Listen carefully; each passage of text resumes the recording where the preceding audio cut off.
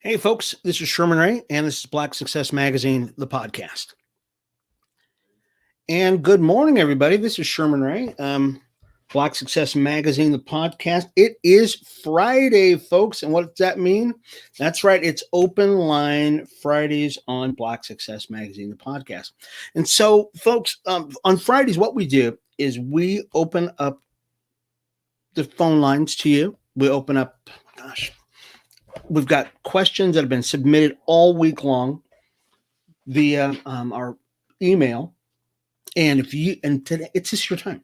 You can ask whatever you want because usually Monday through Thursdays, I could talk about whatever I want to talk about. But on Fridays, I leave it up to you. I let you ask whatever you want.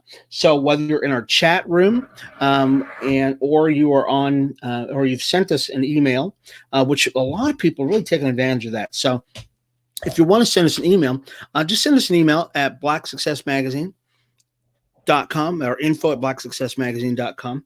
You can always go to our website to check that out if you forget it. Just go to our website at blacksuccessmagazine.com and you can, ask us a question that we will answer on Fridays. As always, follow us on Instagram, Facebook, Twitter, YouTube, and Apple Podcasts. So very excited about that. I hope you had a good week, folks. We've got a full lineup of questions here today, so we're going to get to it in just a second here.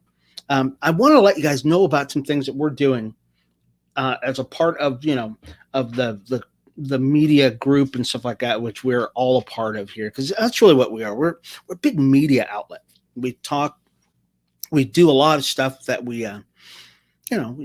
just do a lot of stuff here. And I want to share with you guys some of the things that we're doing. Many of you have heard of Las Vegas Speaks. And so I'm going to show you because I think a lot of you maybe don't remember what we're talking about Las Vegas Speaks. So I'm going to show you the picture here of Las Vegas Speaks here. Let's make sure I can get it up here. So this is our website for Las Vegas Speaks. We are actually getting really close to doing another show. And so that series will actually go on, which I'm very excited about. So I think this will work right now. And hopefully I'm going to turn down the sound because it's going to be kind of loud, but, this is, our pilot, kind of our trailer for our pilot. And this is Victoria Seaman. She's a city council person. That's me, of course. There's Guy Dawson. He's the chairman, or excuse me, the, host of the show, Black Success Magazine. You saw the cover there. And of course, the Black Business Chamber of Commerce. So this is Las Vegas Speaks. And this was actually the pilot for the show. And there's Guy. So he's looking real good. So folks, this is going to be very exciting that we're going to be doing. Sorry, I almost lost my voice there. Very exciting that we're putting this on because it's been a labor of love. And you can see this is really quality stuff here that we're doing, that we're filming here in Las Vegas. So that's Las Vegas Speaks. So I know people are asking about that. What is Las Vegas Speaks? And so we decided we wanted to show you that to make sure that you knew what Las Vegas Speaks is all about. And also we've got another show that we're working on right now. And this I'm really excited about also. This is called LV Flicks, and LV Flicks is really going to be Hollywood in the desert. It's going to be the Las Vegas Hollywood, or the Hollywood of Las Vegas. So I wanted to share that with you before we get into our questions here today. Let's see. Let me make sure I get my. Let's go. I think this is it. Yeah, I think this is it. Oh, yeah. So this is LV Flicks. I'm going to play this for you, and I'm going to turn down the sound a little bit because it can get pretty loud. But this is the trailer for Las Vegas Flicks, or LV Flicks. Here we go. Go.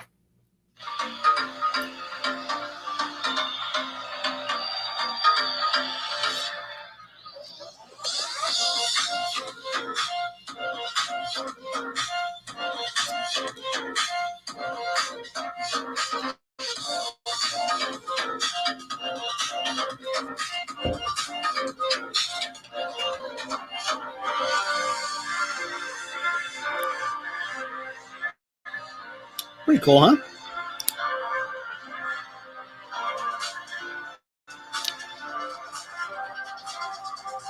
All right. Well, I wanted to show you guys that. And once again, these are some of the things that we're working on. That was LV Flex. Very excited about what we're going to be doing with that brand, because really what we've found out is that there's a lot of people who really want to make it in Hollywood. They just feel like they've got what it takes, but Hollywood is just not messing with them. They're just not. And in Las Vegas or Nevada, generally, we've got a lot of people who are just doing some great things. I mean, great production teams that are here. We're the entertainment capital of the world, right? We've got every show, circuses, entertainers, singing, dance, and everything else. And we've also got a growing film industry. Now, our film industry has been here. I think the first movie that was done here was in the 1800s. Yeah, I know, the 1800s. And in Las Vegas, it was like 1940, something like that. So we've done Rockies here, the Rocky trilogy, 1, 2, 3, and 4. Done all kinds of Oceans 11, that kind of stuff. Just a lot of stuff that we've done here. And so I'm working right now with the Nevada Film Office, which is really exciting, where they've said, "Hey, yeah, we'll open up our resources for you so you can find out more about what's going on with." Move this around a little bit, so we can get more and more exposure for these artists and stuff like that. So, anyways, let's once again, this is Open Line Friday, Black Success Magazine. And so we've got some questions, and I want to get to those before we run out of time because I can talk all day long. This first question is actually by Walter. He's in Michigan. And this has to do with sports. What the heck is he talking about here? Let me read it first because I have no idea. Oh, okay. So Lewis Hamilton, I like this. I like this question already. So Lewis Hamilton is the reigning F1 or Formula One champion. Okay. So he knows I love Formula One. So for those of you who don't know, I love Formula One racing. Stock car racing is fine. NASCAR, that kind of stuff, road racing, love. But Formula One is my jam. And Lewis Hamilton, who looks like my son-in-law, okay, he really does. He's from Britain, and he is the reigning champ. So obviously, Walter, Walter's from Michigan. He must watch it too. Who do you think will take the drivers and the constructors championship this year? Dude, you really know your stuff. Oh my gosh, this is good. Okay, so there's 2 championships in Formula One racing. Okay, and I hope I don't get in the weeds on this stuff, folks. If I do, just draw me back on this, and I'm trying not to nerd out on this. Formula One has 2 championships. Okay, one is the drivers. That's the guy who's driving the car around, and the other one is the constructor or the team. So there's Mercedes, there's like Ferrari, there's Williams. There's these different constructors. Toyota might be one because Toyota doesn't have a car in Formula One, but if they did, they would be in there. That kind of stuff. So who do I think will be the drivers' champion? That's Lewis Hamilton. I don't know why I even asked that question because Lewis has got the stuff. He has won for I think this is 3rd or 4th time in a row. He has he just passed Michael Schumacher. I know this stuff, folks. I really do. I know my Formula One. Okay. I should find a picture of Lewis Hamilton so you guys can see him. So Lewis Hamilton, definitely the driver's champion. And because Lewis will win the driver's championship, and there's generally 2 guys on each team, and his teammate normally comes in 2nd place to him, then I would say Mercedes. And they both drive for Mercedes. So I would say Mercedes will win the Constructors' Championship again. And unless they decide that they're going to part ways, I can't imagine Lewis Hamilton not winning again as the driver, Mercedes as the manufacturer, the constructor. Okay, so that's the answer to that question. All right, so number 2. We're still in sports. Oh my gosh. This is who is this? Patricia from Dallas. Yeah. Okay, so now that Oral Roberts has made it to the Sweet 16 in the NCAA championship, do you still think Gonzaga will win? Well, yeah, of course. Gonzaga, unless once again. All right, so what happened this week, I guess? This is very interesting. This week, they had, they've been running March Madness. So March Madness, for those of you who, don't know, March Madness is every March, the NCAA or the National Collegiate Athletic Association for college has their championship. And they start with, 64 teams and then kind of pare it down, that kind of thing. And March is like the month. It is the biggest sporting month. It's the biggest betting month. It's all that stuff. And Gonzaga has been kicking butt, taking names all year long in men's basketball. And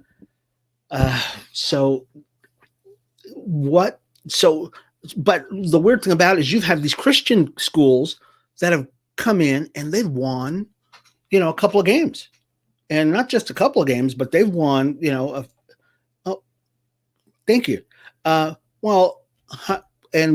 good morning, Chris Dyer, who is watching us on our chat line. So thank you for checking out. If you have a question, folks, don't worry. Send me your question. I can actually see your questions. It's just going to take a minute for me to read them because I'm looking at like 4 different screens here. So don't worry, but just put out your question and I'll get back to it here in just a couple minutes. Hopefully if I don't talk all day long. So back to the NCAA. So what happened is with the NCAA, these Christian groups, these Christian schools, Oral Roberts being one, who was like the first one who knocked off I think they knocked off, oh shoot, who was it? I don't remember who it was. I didn't have a chance to watch it. But Oral Roberts won a game. They beat a nationally ranked team, like a top 10 team. They jumped into the Sweet 16. So what they do is in the NCAA, they'll put the number 3 team against the number 60th team. You know what I mean? They want to knock off these smaller teams so that you can pair it up so that you have like the number 1 team and the number 2 team. But what happened is these lower seeded teams or the teams that weren't ranked really high, they're beating the big guys. Oral Roberts, there's another Methodist school that won. I think there are 3 or 4 schools that actually won. And now, these people are getting scared. The NCAA is getting kind of scared. They're going, wait a minute. All of our money is riding on Gonzaga, or the Michigans or those types of schools. And so we've got some things that are happening. It's pretty cool. So thank you for that question. That was pretty cool. What's another question? FBI. No, it's Facebook. Oh, okay. Let me read this real quick. Facebook, Twitter, and Google were on Capitol Hill. Hope this isn't political. We're on Capitol Hill this week. What are your thoughts on big tech and censorship? Folks, we tend to stay away from those arguments right here on this show. There are other people who do a fine job talking about censorship. Even though it is open, okay, should I talk about it? Because this was your question. So I didn't ask this question. Somebody else asked this question. So I'm going to answer this question. What are my thoughts on big tech and censorship? Since I do a podcast and I am very, I believe that nobody should ever be censored. Okay, that's all there is to it. I just, because I will fight for somebody's freedom to say whatever they want to say, because I have the freedom to say whatever I want to say. And unfortunately what happens is if you start censoring people, censoring books, you censor, people's speech and stuff like that, eventually it's going to come back and bite you right in the butt. Okay. So that's it. I hope I've answered that question on there. Okay. And I just saw Keith Carroll. I went to school with Keith. Hi, how are you doing, Keith? He said Ohio State. You mean Ohio State as far as basketball? I think that's probably what he's talking about, is that Ohio State's come basketball. All right, so let's go to another question here. Okay, what time is it? Oh, 15. Okay, still got a little bit of time. So Cammie, who is in Oakland, asked a question, says, I have been having knee problems, and you said you have the same problem. Oh, yeah, I do. I have a lot of problems with my knees. What are you using? Are there, and oh, that's a different question. Okay, so Cammie, Cammie, where are you at? You're in Oakland. Okay. So you're having problems with your knees. Okay. And some of you can see my bike behind me there. Sorry, other shoulder. My bike is right here behind me. And I never show off my bike. Okay. So there's my bike. There it goes. Okay. You can see it a little bit better now. I ride my bike pretty much every morning. And because I used to be a runner and I used to run all the time. I think I ran up until 3 years ago. About 3 years ago. About 3 years ago, just couldn't do it anymore because my knees were just getting fried, just fractured. It was just killing me. Training for marathons, that kind of stuff, and I've been a runner since I was 18. And it's funny because I never liked running, but once I was an entertainer for many years, and while I was on the road, you know what you do? You get really bored, and so I got really into running a lot. I would run everywhere. So I've run on every major continent there is. I've not run on Africa. I have not run on the African continent. I have run on Greenland. I've run on Australia, New Zealand, Europe, of course, Hawaii. I've run all over the USA. I mean, all over the USA, not just here in Las Vegas. I mean, I've run Michigan, New York. You know, I get the accent, right? New Jersey, Florida. I mean, I've run all over the United States. And as a result of that, over the years, your knees just get fractured. They really do. And because I'm over 30 now, yes, I am over 30. And some of my friends know I'm over 30. Your knees can take a pounding. So what have I been doing? You know what? I take turmeric. So I take a turmeric pill. I take Advil. I do take some calcium for my knees. And one of the things I've also done is I've taken sugar out of my diet. There's some things that cause inflammation, and you need to get those out of your diet. So certain things, certain alcohols will cause inflammation. So anything that you can do a study of this. A lot of the books that you see out behind me now, they're being replaced. Some of my novels and some of that kind of stuff are being replaced by health books. And I've become my mom. So my mom had tons of this stuff. It's amazing. And I thought she was kind of weird. But now, pushing, I'm past middle age right now, I'm moving up even higher, that it has become very important to me to worry about this temple. Many of you know that I'm losing weight. I wanted to get down 40 pounds this year. I'm going to definitely hit the 40-pound mark. Feeling really good. My shirt's looking good on me. My clothes are feeling looser, that kind of stuff. And it's because I've changed my diet a lot more. It's really more changing my diet than my exercise, because I exercise all the time. But it's changing my diet more, getting the sugar out, getting this, going into a low sugar converting diet. So corn out, flours are out, whole wheat stuff in, certain vegetables out, certain fruits are out, because they turn to sugar, and some can be very inflammatory on your joints. I found I have rheumatoid arthritis in both knees. And so it's become really important to me to become more health conscious. I hope I answered that question. It was kind of a long-winded way of answering that, but any good reading lately? And what? Okay. Any good reading? And the question is from Lawrence. Okay. So Lawrence, he's from Rhode Island. He says, any good reading lately? You know what? Tell you the truth, I am. I read incessantly, so I'm always reading stuff. But I'm really not. There's nothing that's sticking out to me right now, because I read a lot of stuff. I read a lot of stuff about finance, and reading a lot of stuff about motivation, self-help stuff, And I'm doing a lot of consulting stuff now. So I'm reading a lot of books on consulting. So yeah, I really nothing sticking out yet, but I'm going to work on something for this weekend, or excuse me, this summer for my summer reading. But yeah, definitely that. Um, okay, what's this say? My wife and I have a difference of opinion on our household finances.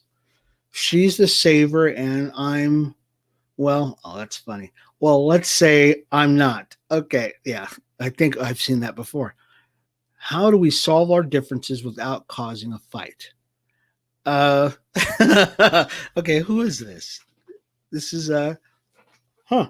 Okay, Larry. No, this is another Larry. Okay, uh, he's from New Orleans. Okay, so you and your wife have a difference of opinion on finance, on your household finances. She's the saver, and you're, well, say not. Okay, so you're the spender. Okay, so there's always a spender and a saver in every relationship. There's nothing wrong with that as long as you both know and you both kind of stay in your lanes and you're able to control that. So how do you solve that problem without causing a fire? Well, let me give you a little story.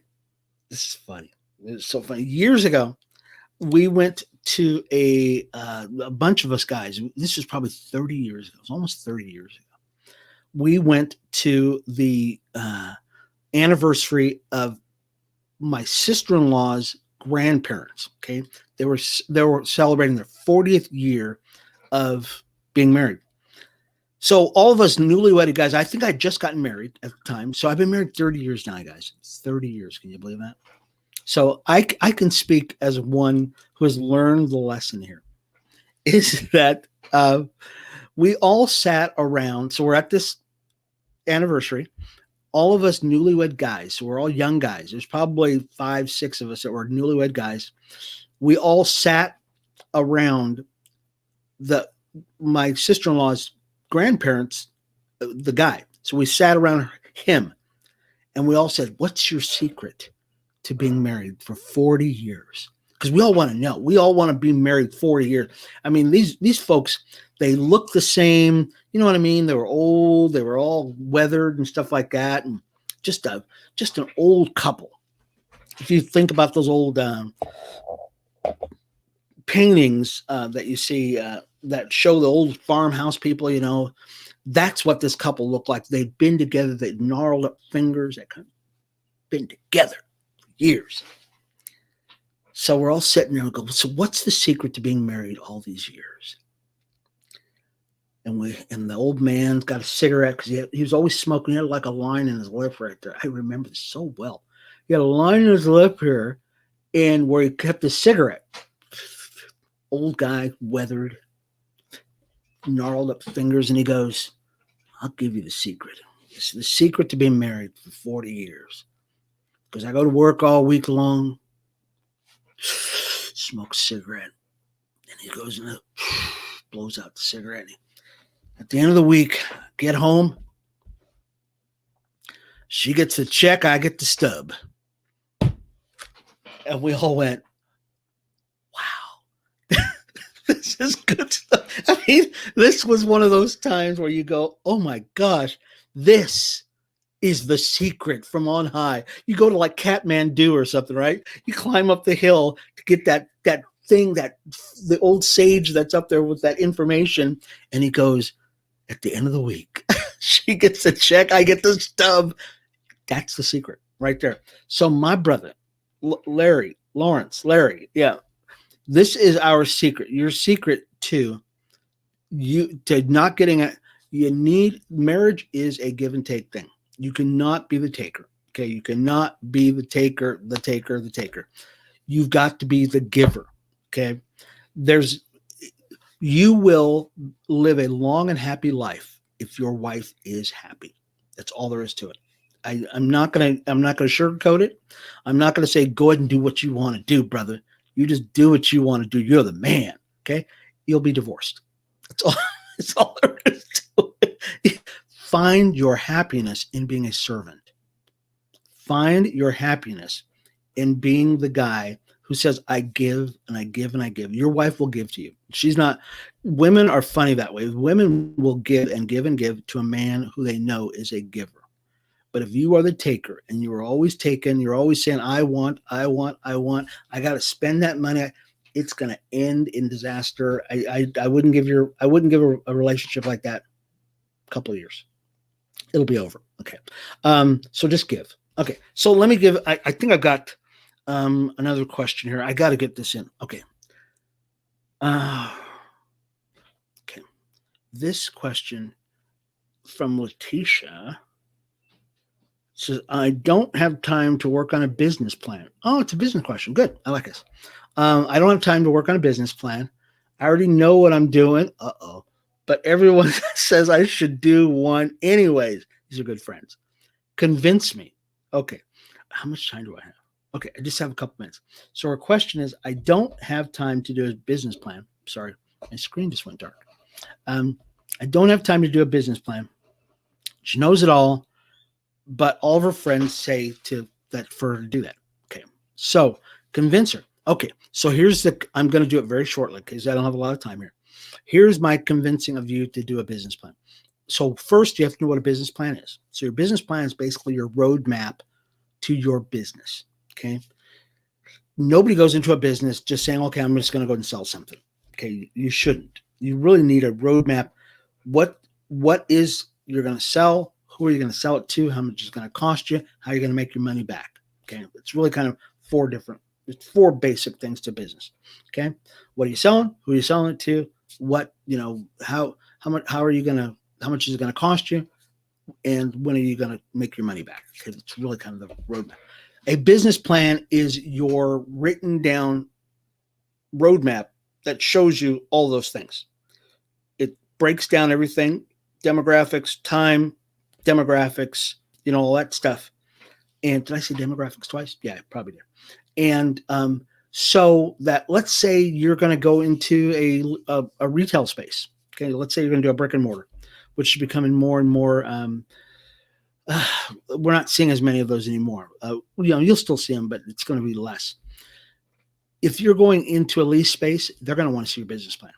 They really will. It's amazing how they want to see that kind of stuff, but they want to know that you know what you're doing.